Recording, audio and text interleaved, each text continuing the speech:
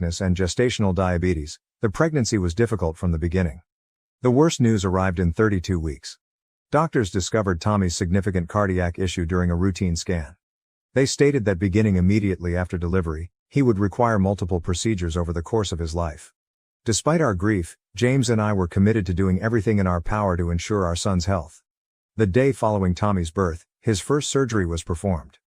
Although the majority of the $150,000 was covered by insurance, we still had to pay $30,000 out of pocket. We took out loans and spent all of our savings. James began putting in extra hours at his engineering job and taking on weekend freelancing work. I was caring for Tommy while working from home as a virtual assistant. Tommy had to have another operation 6 months later. I turned to my parents for assistance because we were already having trouble paying for the initial operation. They had just returned from a Mediterranean cruise with Sarah that lasted 2 weeks. I stated to them that we had previously sold our car and made every feasible cut while displaying all of our medical expenses. They claimed they couldn't help since they were facing financial difficulties. I didn't know the truth, so I trusted them. We barely made it for the following year and a half. James put in 80-hour weeks until he became so worn out that he passed out on the job. I started taking on additional virtual assistant jobs and began using eBay to sell items from our home. During this period, my parents took 3 family holidays with Sarah and gave her a brand new Mercedes for her birthday. They said that because Sarah worked well in finance, she was responsible for paying for all of these. This turned out to be a lie. Tommy deteriorated significantly last month. His heart suddenly stopped working correctly, necessitating emergency surgery that would have cost $50,000.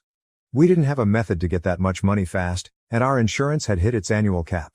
I begged my parents for assistance once more, this time down on my knees. I offered to sign a formal agreement promising to give them our house, double the money they owed, and anything else they desired. They declined once more, stating that recent medical expenses had depleted their savings. We were unable to pay for Tommy's surgery, therefore he passed away 2 days later. He had just turned 2. My parents claimed they had to assist Sarah with an urgent matter, so they barely stayed for 30 minutes at his burial. While tidying Tommy's room yesterday, I discovered my dad's old phone beneath the bed. He must have lost it when he was there 3 weeks prior. I checked the phone, which was still functional, and discovered hundreds of texts between Sarah and my parents. I learned the truth in this way, and it ruined what remained of our family. Sarah had been leading an entirely different life, one that none of us were aware of, according to the texts. She had 3 children in Florida with a man named Mark after 7 years of marriage. All this time my parents had been providing for them financially by giving them large sums of money each month. I read through all of the messages for 5 hours.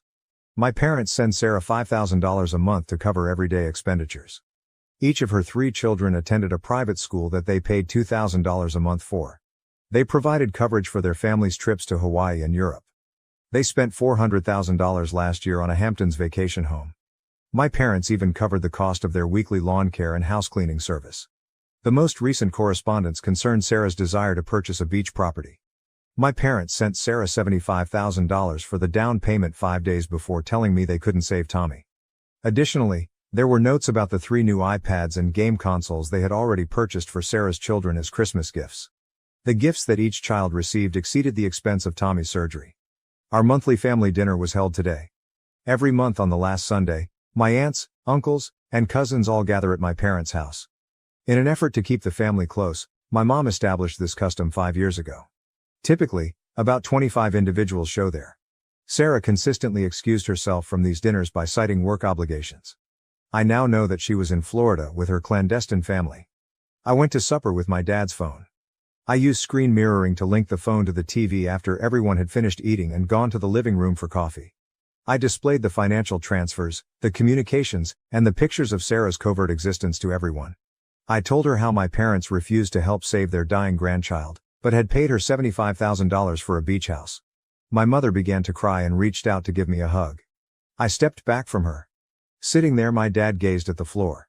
With a sneer on her lips, Sarah, who had actually attended this meal for the first time in years, simply sat on the couch.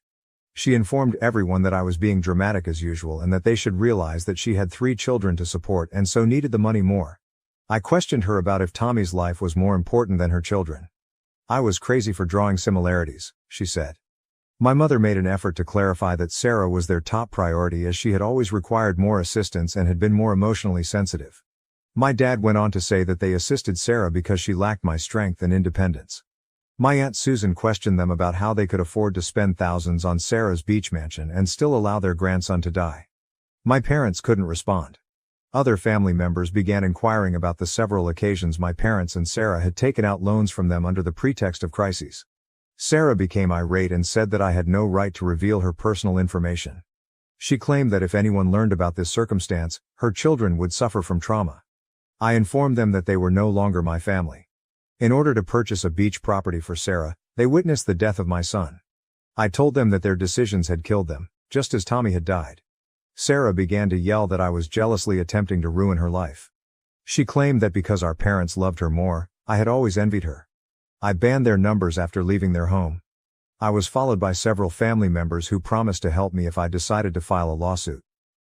Sarah and my parents have been blocked on social media by the majority of my cousins, but some relatives are emailing me to say that I went too far by disclosing Sarah's secret in public. They believe I ought to have dealt with it in private. James agrees with my decision to stop communicating with them, but he believes there was a better way for me to reveal the truth. I don't care anymore, but he is concerned about how this may impact our ties with our extended family. Instead of protecting their grandson's life, my parents decided to fund Sarah's opulent lifestyle, which is why my son is dead. Update. Since I revealed Sarah and my parents during the family dinner, a lot has transpired. Over the years, more relatives have come forward with tales of my parents' deceit and Sarah's manipulation. I'm more and more aware of their deceit with every new story. 3 days after the dinner, I received a call from my Aunt Linda. She sobbed as she informed me about last year's $30,000 loan to Sarah. According to Sarah, her oldest kid developed appendicitis and required emergency surgery. Because she didn't want another child to go through what Tommy had gone through, Linda spent all of her retirement funds to assist. Later, Linda learned that there was no operation. Sarah installed a pool and updated the kitchen at her beach house using the funds. The story of my cousin Emily was even worse. She visited my home last week and told me something that made me feel nauseous. Emily was engaged to Mark, Sarah's husband, 8 years prior. After graduating from college, Emily and Mark became engaged. They sent out invites, organized a lavish wedding, and Emily even purchased her own gown. Mark went missing 2 weeks prior to the wedding. He wrote a note stating that he wasn't prepared to get married. After having a breakdown, Emily required 2 years of therapy. She is aware of the reality now. While Mark was engaged to Emily, Sarah had been seeing him in secret for months. He was persuaded by Sarah to abandon Emily and follow her to Florida. My parents were well informed. They assisted Sarah and Mark in choosing their Florida home. 3 months after Mark's separation from Emily, they even went to their small, secret wedding. They were aware of Sarah's actions and watched Emily battle sadness the entire time. 2 more stories were then released. I was discovered on Facebook by Tom, Sarah's first husband. Sarah's previous marriage to Mark was unknown to me. Soon after graduating from college, Tom and Sarah were married and had a daughter. Sarah emptied their bank accounts and vanished when their daughter was 2 years old. She seized all of Tom's inheritance from his grandmother, along with $40,000 from their savings. Sarah informed everyone that she had to leave because Tom was abusive. Sarah's falsehoods cost Tom his job, his home, and almost their daughter's custody. In order to obtain child support for their now 15-year-old daughter, he had been looking for Sarah for years. Sarah's whereabouts were always known to my parents. They assisted Sarah in creating fictitious documents demonstrating that she was in danger from Tom and paid attorneys to contest Tom's custody claims. Everything became worse when James discovered something in our safe deposit box last week. Like they said they did for all their grandchildren, my parents set up a trust fund for Tommy when he was born. They committed to investing $1,000 each month until he became 18. There should have been more than $100,000 in the trust. We discovered records that demonstrated they had been moving all of the funds to Sarah's children's accounts. James continued searching through our documents and discovered further proof of their dishonesty. My parents were retired and on fixed incomes, so each time we filed for financial aid for Tommy's medical bills, they wrote letters to the hospital stating that they were unable to assist. However, their bank records reveal that they were simultaneously sending Sarah sizable sums. I was contacted over LinkedIn by my dad's secretary. According to her, my dad had been assisting Sarah with corporate funds, classifying the transfers as business costs. In order to demonstrate that Sarah was a business consultant for his insurance company, he fabricated paperwork. According to the secretary, he had sent more than $200,000 in business funds to Sarah throughout the previous 3 years. According to my mom's best friend, who also works at the same school, my mom has been embezzling money from the school's fundraising accounts in